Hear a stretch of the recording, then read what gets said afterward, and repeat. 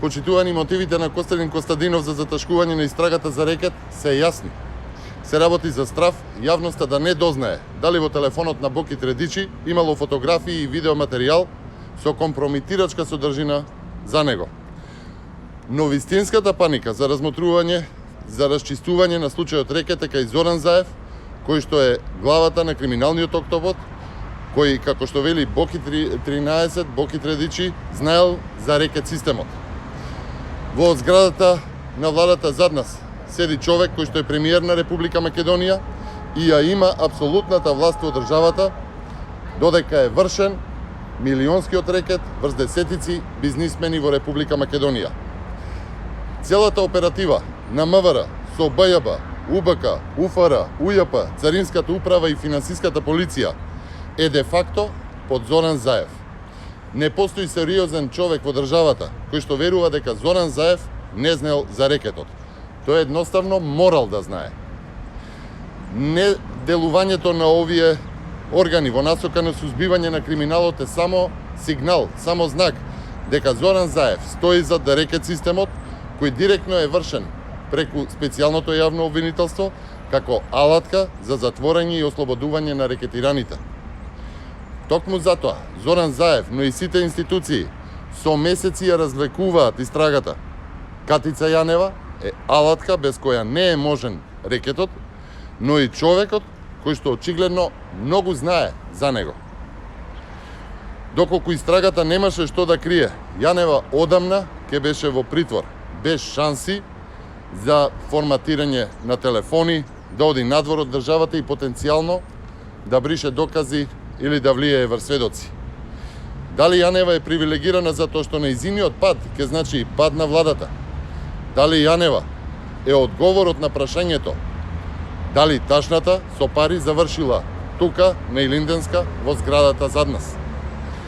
Истрагата се разлекува само за да се заштити врхушката на власт и тоа се мотивите зошто Зоран Заев е толку нервозен. А токму тоа се и мотивите зошто се потребни брзи, предвремени парламентарни избори час поскоро. И благодарам. Имате ли прашање? Да. За Повелете. истрагата за рекет, дали е причината што престана преговорите помеѓу вас и СДСМ за законот за јавно обвинителство, со оглед на тоа што за една недела има и седница кај што ќе почне да се разгледува текстот? Ќе се подобрува текстот на работни групи или во собрание ВМРО ДПМН ќе поднесе? Тоа што е важно е што идниот законски текст за јавното обвинителство, за јавно-обвинителскиот систем нема да содржи скриена амнестија, како што посочува министерката Рената Треневска-Десковска, за сите оние кои што се учесници во рекетот, за сите оние кои што биле поддршка на рекетот, за сите оние кои што според како беа нарачките на Зоран Заев, според оној законски текст кој што го предложи Министерството за правда, требаше да бидат унапредени и инкорпорирани, заштитени со посебен финансиски план, специјалното јавно обвинителство, така што апсолутно дали законскиот текст ќе биде донесен на време или не зависи од желбата на власта, дали смета дека е потребно еден јавен обвинителски систем кој што ќе одговори на корупцијата и на криминалот или не.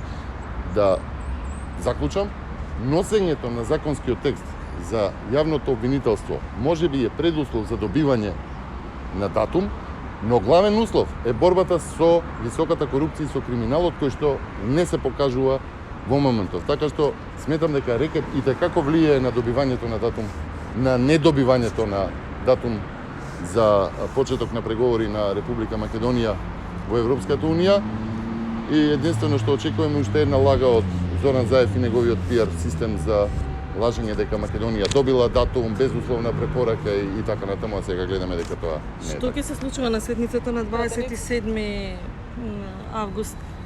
Што ако власта ја помине првата фаза, тогаш вие како ќе реагирате, имајќи предвид дека таму не е потребно Ќе поднесете ли амандмани како? Значи вака, законот за јавно обвинителство мора да биде донесен со консензус на сите политички партии.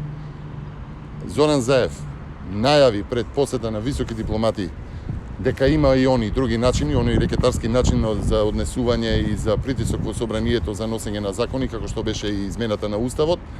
А веднаш по посетата на висок дипломат од меѓународната заедница, Зоран Заев седна на маса за преговори. Така што неговото, ајде да кажам, занесување дека може да прави што сака, веќе е апсолутно мината тема.